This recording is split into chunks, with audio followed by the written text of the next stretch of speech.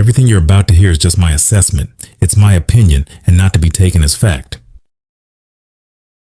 Marcus Rogers' approach to interviewing Joni Lamb, CEO of the billion-dollar Daystar television network, has ignited strong criticisms and raised questions about his preparedness, integrity, and consistency. Known for his bold commentary and confrontational style, Rogers' handling of this high-stakes interview seemed to contradict the image he has cultivated. Let's break this down. Why would Marcus Rogers conduct the interview ill-prepared?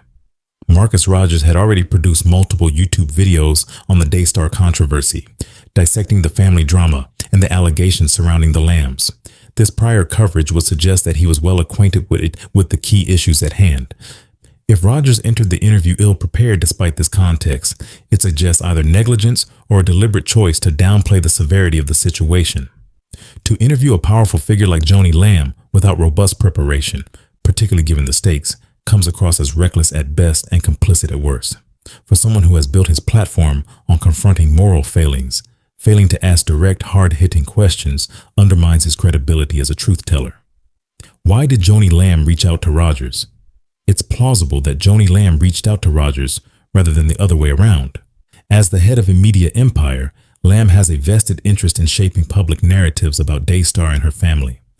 Rogers' sizable audience and influence within the Christian community made him a strategic choice for Lamb to address ongoing controversies. Furthermore, Rogers had previously interviewed her son Jonathan and daughter-in-law Susie, establishing a level of rapport that may have made him a safe choice for Lamb. By choosing Rogers, she could address the situation in a controlled environment where she likely expected minimal pushback. The familiarity Rogers already had with her family may have contributed to the perception that he would approach her with deference. Did Joni Lamb pay Marcus Rogers under the table?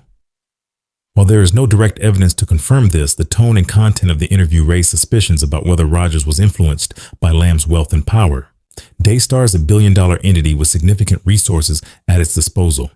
If financial or material incentives were involved, they might have been subtle, such as access to Daystar's platform, promises of collaboration, or implicit expectations of favorable coverage.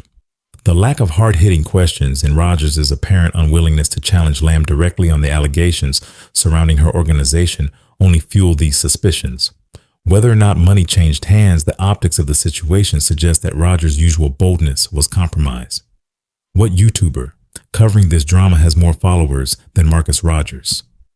Rogers stands out as one of the most prominent YouTubers covering the Daystar saga. While other Christian commentators have discussed the controversy, none match Rogers' reach and influence. This makes him a particularly valuable figure for Lamb to use in amplifying her narrative. By aligning with Rogers, Lamb ensured that her message would reach a wide audience, including Rogers' devoted followers. Was this a flex by Joni Lamb? Joni Lamb's decision to engage with Marcus Rogers could be interpreted as a flex, a calculated display of her money, power, and influence. By choosing a commentator with a substantial following who had already interviewed her family members, Lamb reinforced her control over the narrative while showcasing her ability to dictate the terms of her public engagement. Whether intentional or not, this move underscored her dominance in the Christian media landscape. Rogers' contradiction. The math ain't mathing. The most perplexing aspect of this situation is the apparent contradiction between Rogers' prior coverage of the Daystar saga and his performance during the Lamb interview. If he was truly ill-prepared, it reflects poorly on his professionalism and undermines his platform. However, if he was prepared but chose not to press Lamb on key issues, it suggests a more troubling compromise of his principles. Either scenario damages Rogers' reputation. His audience is left to question whether his boldness is genuine or conditional, dependent on the status and resources of those he engages with. Marcus Rogers came to Joni Lamb, a parody of himself. The phrase, "Rogers came to the set of Daystar on his knees," encapsulates the perceived disparity between his usual assertiveness and his subdued approach to Lamb. Instead of standing 10 toes down with his head up and chest out, Rogers appeared deferential, avoiding confrontation and hard questions. This stands in stark contrast to the image of spiritual courage he often projects. Rogers' pre-interview prayer for guidance and boldness further highlights the disconnect between his intentions and actions. If his prayer was sincere, His failure to embody the boldness he sought suggests either a lack of conviction or an overwhelming influence from Lamb's status and resources. Conclusion: a blow to integrity. Marcus Rogers' handling of the Joni Lamb interview has placed his integrity under scrutiny. Whether he was ill-prepared or deliberately soft-pedaled, his approach has left a stain on his reputation as a bold and uncompromising commentator.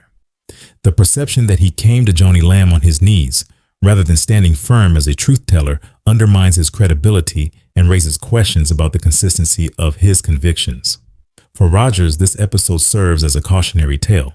Integrity requires consistency, especially when engaging with powerful figures.